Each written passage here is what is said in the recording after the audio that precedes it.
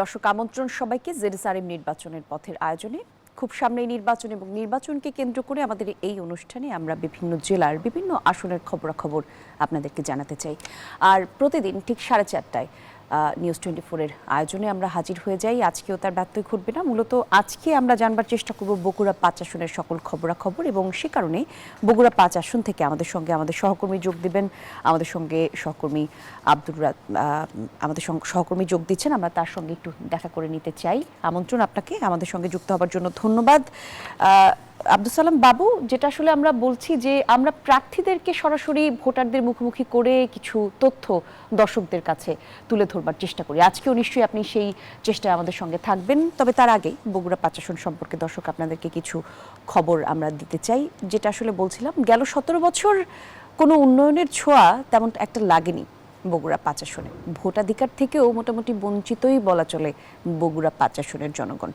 উন্নয়ন বঞ্চিত এবং অবহেলার শিকার ভোটাররা সুষ্ঠু নির্বাচন আর উন্নয়নের দাবিতে একাট্টা হয়েছেন। এখন সার্বিক উন্নয়নে অগ্রণী ভূমিকা রাখবে এমন প্রার্থীর প্রতি তারা আস্থা রাখতে চান। এদিকে প্রার্থীরাও দিচ্ছেন উন্নয়নের নানা প্রতিশ্রুতি। আব্দুর রাজাকের ক্যামেরায় আব্দুল সালাম বাবুর তথ্যচিত্রে ডেস্ক রিপোর্ট।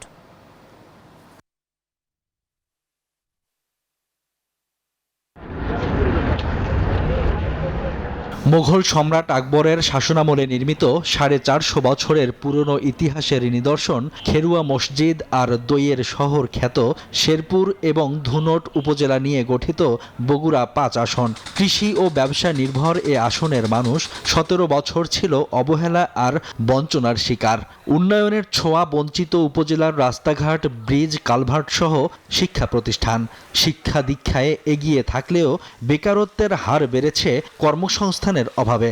150 বছরের প্রাচীন শেরপুর পৌরসভার আয়তনের সাথে জনসংখ্যা বৃদ্ধি পেলেও বাড়েনি নাগরিক সুবিধা।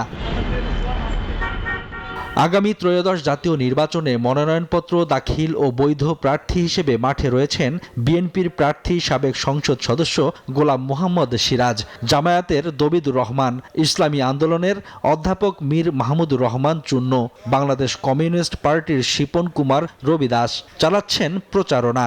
নানা প্রতিশ্রুতি দিচ্ছেন সম্ভাব্য প্রার্থীরা। বড় সমস্যা তো বেকার সমস্যা। এই বেকার সমস্যার সমাধান লক্ষ্যে আমরা ইনশাল্লাহ তাদের জন্য কাজ করব। জনগণের রায় নিয়ে আমি যদি নির্বাচিত হতে পারি, মানুষের মৌলিক যে চাহিদাগুলি আছে ইনশাল্লাহ সেই চাহিদাগুলি আমি পূরণ করার জন্য আপ্রাণ চেষ্টা চালাবো। বেশ কিছু রাস্তা এখন বাকি আছে, সেগুলো করণীয়, অবশ্যই করণীয়। বেশ কিছু শিক্ষা প্রতিষ্ঠান সেগুলো এমপিভুক্ত হয়নি, সেগুলো দেখা, মাদ্রাসা, সেগুলো আমাদের দেখা দরকার। মহাসড়কে ওভারব্রিজ, নদী ভাঙন রোধ, যাতায়াত ব্যবস্থা, শিক্ষা, স্বাস্থ্যসেবা সহ বেকারত্ব দূরীকরণের দাবি ভোটারদের। যোগ্য ব্যক্তি চাই যত আমার এলাকার যত ভালো উন্নয়ন হয়। আমাদের অটোগুলার এখনো চাঁদা উঠতেছে, আমরা চাঁদাটা বন্ধ চাই। যিনি আমাদের শেরপুর ধনুটের উন্নয়ন করবে এবং শেরপুর ধনুটের মাটি ও মানুষের হয়ে কাজ করবে।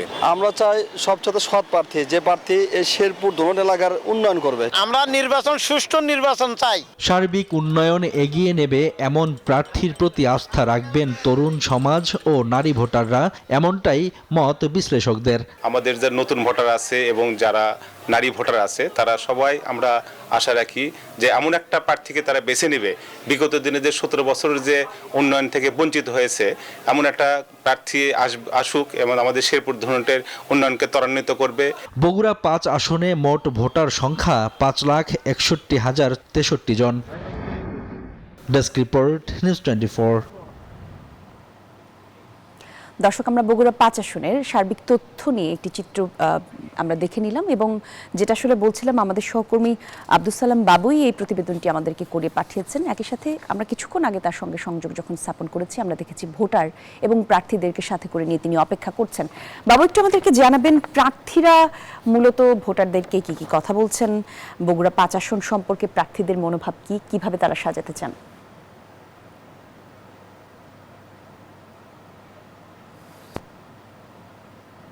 ভাবেই প্রতিশ্রুতি দিচ্ছেন ভোটারদের কাছে যে শেরপুর ধনুটের সার্বিক উন্নয়ন করবেন। আমরা রয়েছি বগুড়ার শেরপুরের শেষ প্রান্তে ধনকুণ্ডি এলাকায়, যেখানে আমার সাথে উপস্থিত রয়েছেন এই আসনের 4 বার এবং বগুড়া সদর আসনে একবার, সব মিলে 5 বারের বিএনপির দলীয় সংসদ সদস্য গোলাম মোহাম্মদ সিরাজ, এবং আমার সাথে রয়েছেন সাবেক উপজেলা নির্বাচন কর্মকর্তা আমিনুল ইসলাম। আমরা প্রথমেই এই আসনে বিএনপির প্রার্থী জনাব GM সিরাজের কাছে জানতে চাইবো যে আগামী নির্বাচনে বিজয়ী হলে জনগণের জন্য কি করতে চান।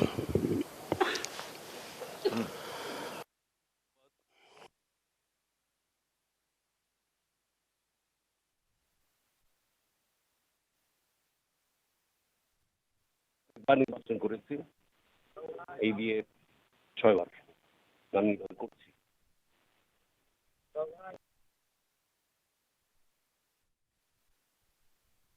মানে কি করব সেটা, শেরপুর ধনুটের মানে কি করব সেটা প্রথমত হলো যে মানুষের চাহিদা, যে চাহিদা, সে চাহিদাটাকে প্রথম আমাকে অনুধাবন করতে হবে। এবং চাহিদা বলতে আমাদের এখানে 2টি স্তর আছে, একটা প্রজন্ম প্রবীণ আর একটা নবীন প্রজন্ম। এই প্রবীণ এবং নবীন প্রজন্মের 2 রকম চাহিদা আছে। এই চাহিদাগুলো আমি নিয়ে যেটা অগ্রাধিকার, সেটা হলো যে কৃষি, স্বাস্থ্য, তারপর কর্মসংস্থান, এই শিক্ষা, এই 4টি মূল, তারপর শিল্প। তো এগুলো আমাদের খুবই অগ্রাধিকার ভিত্তিতে আমরা দেখতে হবে, আমরা দেখব। আমি নিশ্চিত আমার দল যে 31 দফার যে আপনার যে একটা আমরা দিয়েছি, মানে একটা পরিকল্পনা দিয়েছি, সেই পরিকল্পনা অনুযায়ী আমরা ইনশাআল্লাহ অগ্রসর হব। আর সবচেয়ে বড় কথা হলো যে আমাদের এখানে অবকাঠামো আমি 2091 থেকে 2006 পর্যন্ত যে শিক্ষাগতের অবকাঠামো বা শিক্ষা, স্বাস্থ্য অবকাঠামো, এগুলো অনেক হয়ে গেছে। এরপরে কোনো ডেভেলপমেন্ট সত্যিকার হয়নি। কিন্তু আমি বিশ্বাস করি যে এর পাশাপাশি শিক্ষার মান বৃদ্ধি একটা বিষয় আছে। আর একটি ব্যাপার হলো যে কর্মসংস্থান, বেকার সমস্যা তো এটা বিরাট প্রকট হয়ে দাঁড়িয়েছে। কারণ শিক্ষিত বেকার অনেক বেশি আমাদের দেশে হয়ে গেছে, যাদের চাকরিতে তাদের এমপ্লয়মেন্ট হচ্ছে না। এই দিক থেকে করতে গেলে শুধু সরকারের যে আপনার নীতিমালা, যেমন আমরা যদি সরকার গঠন ইনশাআল্লাহ করি, তাহলে আমরা 18 চাই যে এই শেরপুরে গ্যাস লাইন আসবার কথা ছিল শিল্পের জন্য। এই গ্যাস লাইন আমরা ইনশাআল্লাহ নিশ্চিত করব।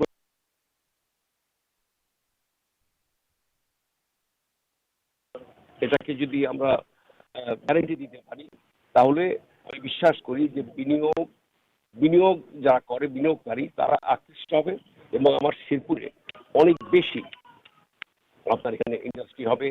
এবং সবচেয়ে বড় কথা যে এখানে যত বেশি শিল্প হবে, তত বেশি এখানে কর্মসংস্থান সৃষ্টি হবে। এবং সেই দিক থেকে আমি বিশ্বাস করি যে আমাদের বেকার যে এখানে একটা বড় রকম,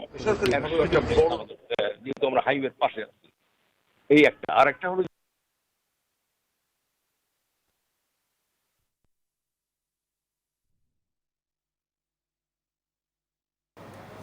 জি, ধন্যবাদ বাবুকে। বাবু জানানোর চেষ্টা করছিলেন প্রার্থীদের কথা, কিন্তু আমরা স্পষ্ট শুনতে পাচ্ছি না। আমরা একটা বিরতিতে যেতে চাই দর্শক, বিরতির পর আবারও আমাদের আয়োজনে ফিরবো। সঙ্গেই থাকুন, দেখছিলেন ZSRM নির্বাচনের পথে।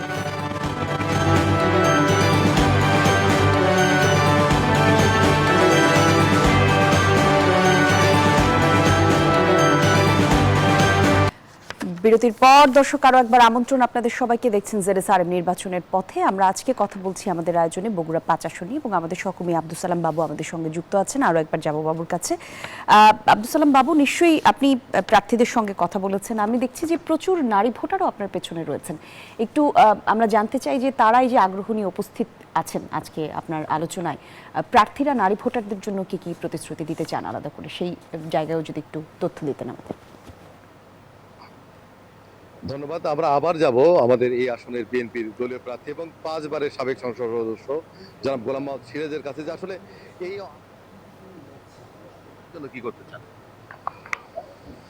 নারী ভোটার এবং তরুণ ভোটারদের জন্য সেটা হলো যে আমি বললাম যে তরুণদের এই তাদের যে চিন্তাধারা, এগুলো অনেক স্পষ্ট এবং খুব ফরওয়ার্ড লুকিং। তো তাদের সাথে তাল মিলে চলতে হবে আমাদের। এবং তাদের চাওয়াটা কি? তাদের চাওয়া হলো যে বর্তমান প্রযুক্তি নিয়ে এবং শিক্ষা নিয়ে এটাকে এগিয়ে যাওয়া। আমরা যদি সেই ব্যাকওয়ার্ড থিঙ্কিং করি তাহলে তো চলবে না। আমাদের চিন্তা করতে হবে যে তরুণদের ভেতরে তারা কি চায় কি। তো সেই ক্ষেত্রে আমার যেটা বিশ্বাস, আমি ভাবি সেটা হচ্ছে তরুণদের জন্য প্রথমত খেলার একটা মাঠ করতে হবে।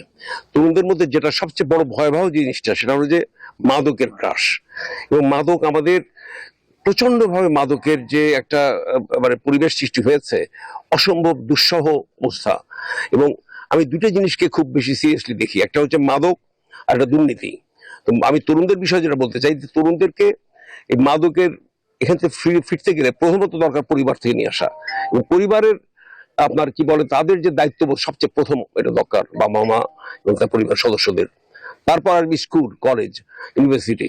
তো এখানে আমি বিশ্বাস করি যে তাদের অল্টারনেটিভ কিছু দিতে হবে, যেমন খেলাধুলা বাড়াতে হবে, ফুটবল হোক, ক্রিকেট হোক, বা এখানে অন্যান্য যেমন আনুষঙ্গিক যে আছে যে যেমন নাটক হোক বা কবিতা আবৃত্তির জন্য মঞ্চ হোক, এবং সেখানে অর্থাৎ সাহিত্য সংস্কৃতির দিকে তাদের অগ্রসর হতে হবে। এবং তাদেরকে আমি তো বললাম যে এখানে আজকালকার ছেলেরা শুধু ওই হাতে আপনার ফেসবুক আর এগুলো, এদের বই পড়া অভ্যেস করতে হবে। লাইব্রেরি দরকার, অনেকগুলো লাইব্রেরি দরকার, যেখানে যেন পড়াশোনা করতে পারে। একই সাথে পড়াশোনার দিকে মনোযোগী হওয়ার জন্য আমাদেরকে অত্যন্ত ভাবে প্রমোট করা দরকার। আপনার কাছে আমরা আবার আসবো। আমরা একটু কথা বলতে চাই, আমাদের সাথে অতিথি রয়েছেন আমিনুল ইসলাম, সাবেক উপজেলা নির্বাচন কর্মকর্তা। আপনার কাছে মনে হয় যে এই আসনের কি ধরনের সমস্যা আছে বা যেটা প্রার্থীদের কাছে কি প্রত্যাশা করেন? ধরা লাগবে না। আমি প্রার্থী হিসেবে জনাব গোলাম মোহাম্মদ সিরাজ স্যার একজন ঐতিহ্যবাহী জমিদার ফ্যামিলির সন্তান। ওনার জমিদারিত্ব থেকে শুরু করে তার পিতা এবং তার পূর্বপুরুষ অনেক অবদান রেখে গেছেন শেরপুর ধুনুট এলাকার মানুষের জন্য। ওনার আব্বা মরহুম গোলাম রব্বানী একজন এমপি ছিলেন। এমপি থাকাকালীন অবস্থায় এবং পরবর্তী জীবনে তিনি আমাদের এলাকার জন্য অনেক অবদান রাখছেন, মানবতার দিক থেকে সবকিছু বিবেচনা রেখে। তারই ধারাবাহিকতায় আজকে গোলাম মোহাম্মদ সিরাজ আমাদের পঞ্চমবারের এমপি ছিলেন, ষষ্ঠবার এসে প্রার্থী হয়েছেন। ওনাকে আমরা ধন্যবাদ জানাই প্রার্থী হওয়ার জন্য। সেই সাথে গোলাম মোহাম্মদ সিরাজ উনি বিগত 35 বছর 91 সাল থেকে শুরু করে এ পর্যন্ত উনি যে কাজ করেছেন, ওনার সততা, স্বচ্ছতা, দক্ষতা, দায়িত্বশীলতা সবকিছু মিলে কি সমস্যা আপনার তাদের কাছে সমাধান করেন সেটাই যদি বলেন। উনি একজন প্রার্থী হয়েছেন। তা আমাদের যে সমস্যাগুলো যেটা বলছেন, সেই সমস্যাগুলো উনি কিছু কিছু কথা বলে গেছেন, তার মাঝে আমার কিছু সংযুক্ত নিবেদন আছে শেরপুর ধুনুট এলাকার গণমানুষের জন্য। সেটা হলো প্রথমত অবস্থা, আমাদের শেরপুরে একটি ফ্লাইওভার, এই যে মডেল মসজিদ থেকে ধুনুট পর্যন্ত একটা ফ্লাইওভার অত্যন্ত প্রয়োজন, জরুরি প্রয়োজন। এখানে অনেক মানুষ মানে অ্যাক্সিডেন্ট করে মারা যাচ্ছে এবং বিভিন্ন সময় ক্ষতিগ্রস্ত হচ্ছে, এটা দূর করার লক্ষ্যে। দ্বিতীয়ত, এখানে আমাদের শেরপুরে বুকের উপর দিয়ে বগুড়াতে আবার গ্যাস চলে গেছে। হয় বিগত দিনে আমরা এই গ্যাসটা থেকে বঞ্চিত হয়ে গেছি। এখন আমাদের জরুরি ভিত্তিতে এলাকার শিল্প বিপ্লব ঘটানোর জন্য একটা জরুরি গ্যাস দরকার, তাহলে গ্যাসের ব্যবস্থা করা দরকার। আমাদের ছেলে মেয়েদের লেখাপড়ার মান উন্নয়নের জন্য ভালো স্কুল কলেজ থাকলেও এখানে লেখাপড়া মান উন্নয়নের জন্য ওনাকে আমাদেরকে চালিয়ে নেওয়ার জন্য ওনার দক্ষতা সম্পন্ন বৈজ্ঞানিক পদ্ধতিতে কিছু অ্যাভিয়েটার চাই না, স্কুলে মান সম্মত লেখাপড়ার মান নিশ্চিত করা দরকার।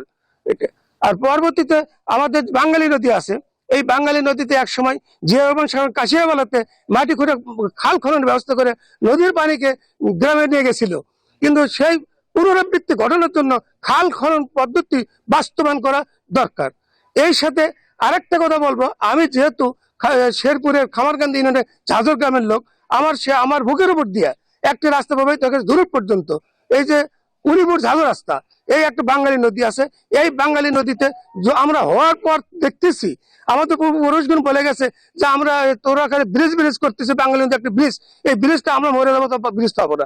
আসলে ঘটনা সেটাই ঘটে গেছে, অনেক পূর্বপুরুষ চলে গেছে, এই ব্রিজটা এখন আমরা পাইনি। উনি আসলে জানালেন যে গ্যাস দরকার, ফ্লাইওভার বা আন্ডারপাস দরকার, এর পাশাপাশি শিক্ষা প্রতিষ্ঠান উন্নয়ন করা দরকার এবং বাঙালি নদীর ভাঙ্গন থেকে রোধ করা, ধুনুটের যমুনা নদীর ভাঙ্গন থেকে রোধ করা দরকার। আমরা আবার এই আসনে বিএনপির প্রার্থী সাবেক 5 বারের এমপি গোলাম মোহাম্মদ সিরাজের কাছে যাব, যে তার কাছে তারা যে দাবি করছেন সেটা পূরণে কতটা সচেষ্ট হবেন যদি নির্বাচিত হন। আমিনুল ইসলাম সঠিক বলেছেন যে আসলে যে ডিমান্ডগুলো বলেছে একেবারে সত্যি কথা, মানুষের ডিমান্ড এগুলো। যেমন বললাম যে ফ্লাইওভারটা তো গত সরকারের সময়, ফ্যাসি সরকারের সময় তারা কিছু সংখ্যক একটা ব্যবসায়ীর জন্য, তাদের স্বার্থ সিদ্ধির জন্য সেই কালের সরকার তারা অনৈতিকভাবে এই প্রকল্পটা বন্ধ করেছে, এবং যেটা 1500 কোটি টাকা প্রয়োজন সেই প্রকল্প নিয়ে আমরা আবার, আপনারা জানেন যে এখানে মানববন্ধন হয়েছে, বিএনপি নেতৃত্বে আমাদের সভাপতি শহীদ ইসলাম বাবু আছেন, অনেক বড় ভাবে মানববন্ধন করেছি, সরকারের কাছে আমরা দিয়েছি, কিন্তু সরকারের সেই তহবিল নাই। এটা আমাদের পরবর্তী যে সরকার আসবে ইনশাল্লাহ সেই সরকারই করতে হবে। আর এছাড়াও যেটা আপনার যে সমস্ত ডিমান্ড বলছে, যেমন ধরেন আপনার এখানে আমরা জানি যে শিল্প কলকারখানার জন্য আমাদের লোকাল যে চাউল কল মালিক সমিতিরা আছে বা চাউল কল আছে, এগুলোর জন্য পরিকল্পিত ড্রেনেজ সিস্টেমের খুব অভাব, সেটা করতে হবে। আর বাঙালি যদি ব্রিজের ব্যাপার, তো ব্রিজ, হ্যাঁ ব্রিজ আছে আমাদের, বাট এটাও একটা মানুষের ডিমান্ড, এটাও আমরা একটা পরিধানযোগ্য, এটাও আমরা দেখবো ইনশাল্লাহ। আর আমি আমার কথা ফিরে আসি যে ওই তরুণ এবং দুর্নীতির বিষয়ে, যেটা দুর্নীতির জন্য আমি শুরু থেকেই বলে আসছি যে দুর্নীতি হচ্ছে সবচেয়ে বড় অবক্ষয় এই উন্নয়নের জন্য, মানুষের জন্য, সর্বদিক থেকে। দুর্নীতির জন্য আমি যেটা বলেছি যে প্রথমত দুর্নীতির জন্য আমি যদি ইনশাল্লাহ নির্বাচিত হতে পারি, তাইলে আমি শেরপুর ধুনুটে আমি একটা নির্দলীয় সবাইকে মিলে, মানে আমার দল এবং সকল রাজনৈতিক দল, পেশাজীবী সংগঠন, ছাত্র সংগঠন এবং সমাজসেবী যারা আছে, সম্মিলিতভাবে আমরা একটা চমৎকার 20 জন সদস্যের একটা স্ট্রং কমিটি করব, যে কমিটি থেকে আমরা দুর্নীতি মুক্ত করবার জন্য, নির্মূল করবার জন্য আমরা ইনশাল্লাহ একত্রিত ভাবে কাজ করতে হবে। কারণ এটা সবাই। আরেকবার আপনার কাছে যাবো যে আসলে নির্বাচনের পরিবেশ কেমন, যান ছোট করে যদি বলেন। এখানে আমাদের নির্বাচনের পরিবেশ অত্যন্ত সুন্দর আছে। বিগত দিনে বিএনপির যে অবস্থান ছিল, সে থেকে বিএনপি দল এখন অনেক শক্তিশালী। আমরা একটু জিএম সিরাজের কাছে আরেকবার জানতে চাই যে বিএনপি কতটা সুসংগঠিত, এবং ইতিমধ্যে আপনাদের ভারপ্রাপ্ত চেয়ারম্যান দীর্ঘ সময় পর বগুড়ায় আসছেন, সেই ব্যাপারে যদি বলেন কতটা উজ্জীবিত বিএনপি এখন। উজ্জীবিত শব্দটা এমন যে এটাকে ভাষা প্রকাশ করবার নয়, তবে অনেক বড় শোক পার হয়ে আমাদের নেত্রীকে বিদায় দিয়ে তিনি আল্লাহর কাছে চলে গেছেন। আমরা এই শোককে সামলে নিয়ে আমরা স্বাগত জানাচ্ছি আমাদের নেতা তারেক রহমান সাহেবকে। অসম্ভবভাবে উজ্জীবিত সমস্ত বগুড়া, শেরপুর সহ সবাই, আমরা নেতা কর্মী থেকে শুরু করে সাধারণ মানুষ, ভোটার এবং সমস্ত সমর্থক সাধারণ মানুষ পর্যন্ত। আর ভোটের জন্য উদ্গ্রীব হয়ে আছে সত্যিকার অর্থে মানুষ ভোট দেওয়ার জন্য, কারণ 17 বছর মানুষ ভোটের ছোঁয়া পায়নি। আর আমি যেটা বলতে চাই যে আমার নেতাকর্মীরা সমাজসেবী সংগঠিত, আমাদের মধ্যে কোনো বিবাদ নাই, বিসম্বাদ নাই, প্রতিযোগিতা ছিল, সেটা শেষ হয়ে গেছে নির্বাচনের প্রাককালেই, সত্যিকার অর্থে শেষ হয়ে গেছে। আমরা সবাই মিলে একত্রে কাজ করছি এখন, সবাই মিলে একত্রে কাজ করছেন, এবং আগামী 11 জানুয়ারি দীর্ঘদিন পর বিএনপির ভারপ্রাপ্ত চেয়ারম্যান জনাব তারেক রহমান বগুড়ায় তার নিজ শহরে ফিরছেন। এই কারণে বিএনপির নেতৃবৃন্দ উজ্জীবিত রয়েছেন এবং নেতাকর্মীরা উজ্জীবিত, এবং কোনো বিভেদ নেই, তারা আগামী নির্বাচনে বিজয়ের ব্যাপারে আশাবাদ ব্যক্ত করছেন। ফিরবো স্টুডিওতে কলির কাছে। ধন্যবাদ আপনাকে আমাদের সঙ্গে যুক্ত হওয়ার জন্য আব্দুস সালাম। আমাদের সহকর্মী আব্দুস সালাম বাবু জানাচ্ছিলেন বগুড়া 5 আসনের প্রার্থীদের সকল কথা, এবং সেখানে ভোটার উপস্থিত ছিলেন, তারাও জানছিলেন যে প্রার্থীরা আসলে তাদেরকে কেমন আসন উপহার দিতে চান আগামীতে। আর জেরুসালেম নির্বাচনের পথে আয়োজন এই পর্যন্তই আজকে। আগামী পর্বে আরও নতুন কোনো আসনের খবরাখবর নিয়ে হাজির হয়ে যাব। সে পর্যন্ত সবাই ভালো থাকুন, সুস্থ থাকুন, বিদায় নিচ্ছি আজ।